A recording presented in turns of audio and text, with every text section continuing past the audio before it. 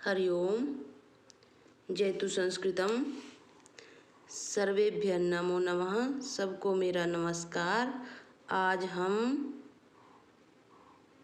Class 10th का पाठ 2 का अभ्यास करेंगे। तो इसका प्रश्न नंबर 1 है, एक पदेन उत्तरम लिखत। एक पद में उत्तर लिखना है।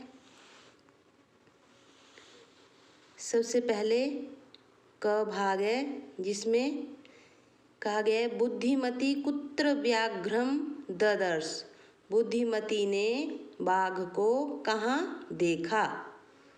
उत्तर गहन कानने, घने जंगल में। गहन कानने, घने जंगल में, घने वन में। गहन का अर्थ है घने, कानने वन में। कहाँ देखा बुद्धिमती ने उस बाघ को? तो एक पद में आपने इस तरह उत्तर लिखना है, गहन कानने। उसके बाद है भामिनी कया विमुक्ता। भामिनी कया विमुक्ता। भामिनी का अर्थ है रूपवती स्त्री। कि रूपवती स्त्री किससे मुक्त हो गई? तो किससे मुक्त हो गई थी वह? भयाद, भय से। भय किससे था? व्याघ्रस्य, बाघ के भय से मुक्त हो गई थी।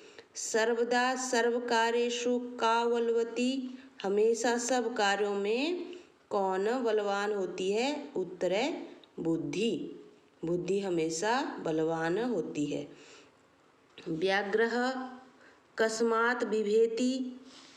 बाघ किससे डरता है? बिभेति का अर्थ है डरना। तो उत्तर है मानुषात्, मनुष्य से। प्रत्युत्पन्नमति बुद्धिमती किम आक्षिपन्ति उवाच। कि वह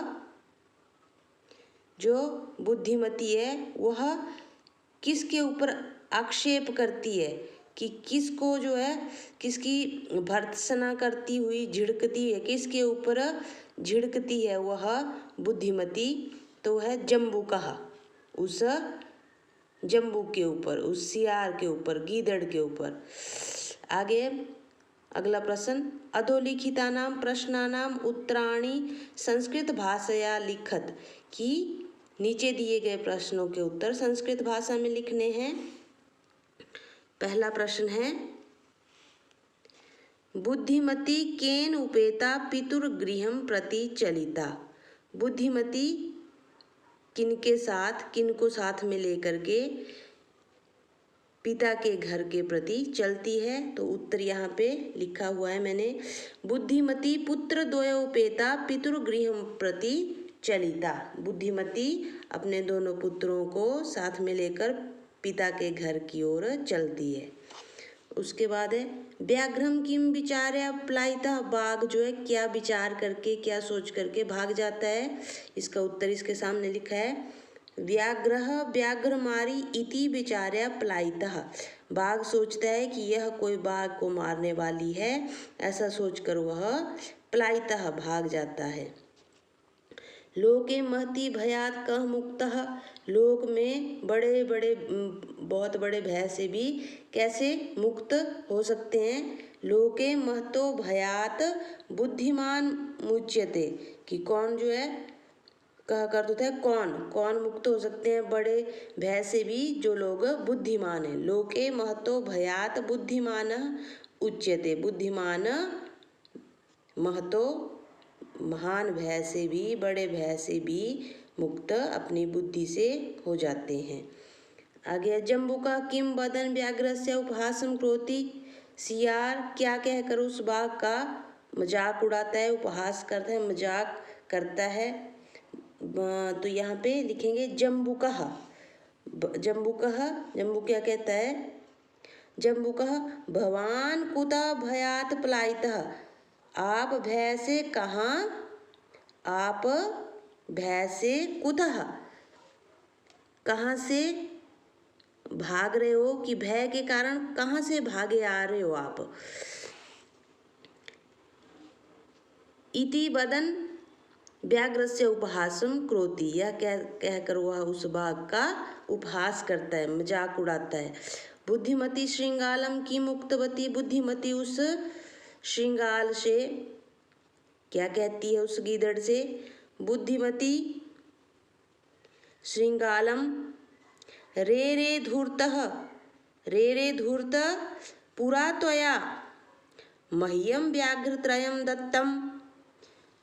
वो कहती है, क्या कहती है वह बुद्धिमती कि अरे गीदड़, रे धूर्त, अरे दुष्ट, पूरा पहले तुमने मुझे 3 वाघ दिए थे विश्वास्यादेक मानीय, आज मुझे 1 बाघ लाने का विश्वास दिया था।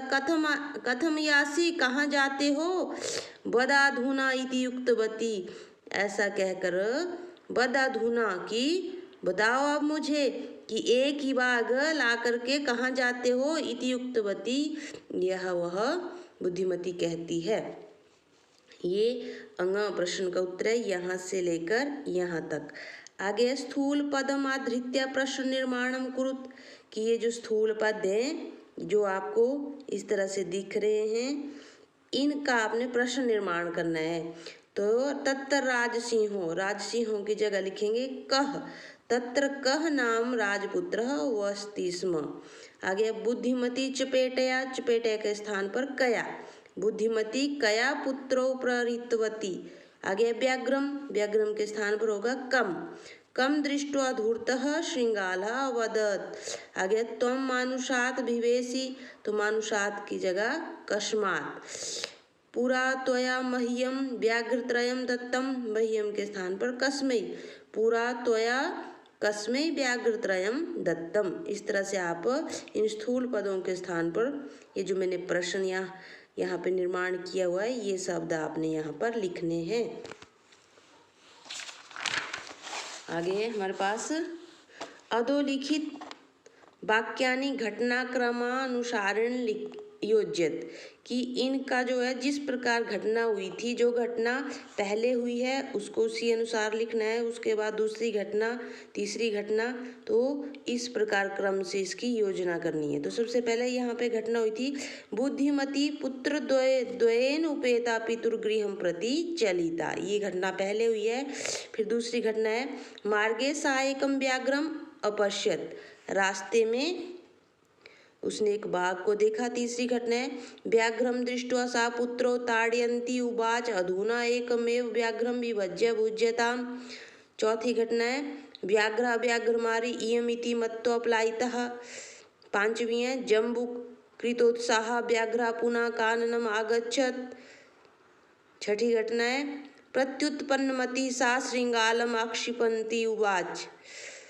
सातवीं घटना है त्वं व्याघ्रत्रयम् आनेतुं प्रतिज्ञाय एकमेवानीतवान्। आठवीं है गलवध्वा श्रृंगालकः व्याघ्रः पुनः पलायितः। तो इसकी हिंदी हमने पाठ में पढ़ी हुई है। तो इस प्रकार आपने इस घटना को क्रम के अनुसार लिखना है।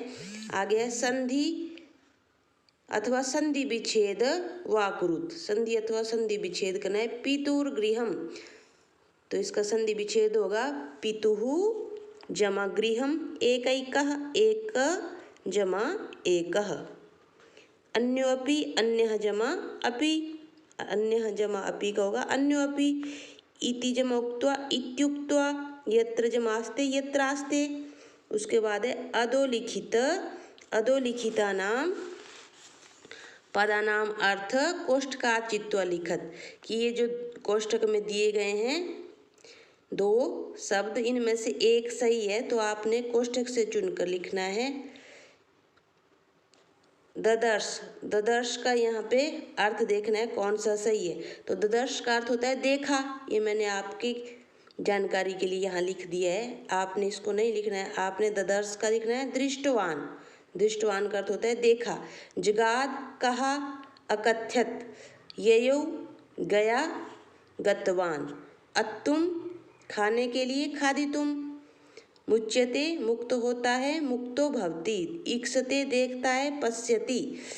आगे पाठा चित्वा पर्याय पदम लिखत, पाठ से चुन करके पर्याय पद लिखने हैं।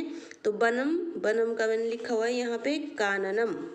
उसके बाद है श्रृंगालः जम्बुकः शीघ्रम सत्वरम। पत्नी भार्या गच्छसि यासि। इस तरह से आपने इन पर्याय पदों को भी लिखना है। उसके बाद हमारे पास है प्रश्न, पाठात् चित्वा विपरीतार्थकम पदम लिखत, कि विपरीतार्थक पद पाठ से चुनकर लिखने। प्रथमः द्वितीयः उक्त्वा श्रुत्वा। प्रथमः पहला, द्वितीयः दूसरा, उक्त्वा कहकर, श्रुत्वा सुनकर, अधुना अब, इसमें, पश्चात बाद में, अवेला, अवेला का अर्थ है असमय, वेला का अर्थ है समय, बुद्धिहीनः बुद्धिमती।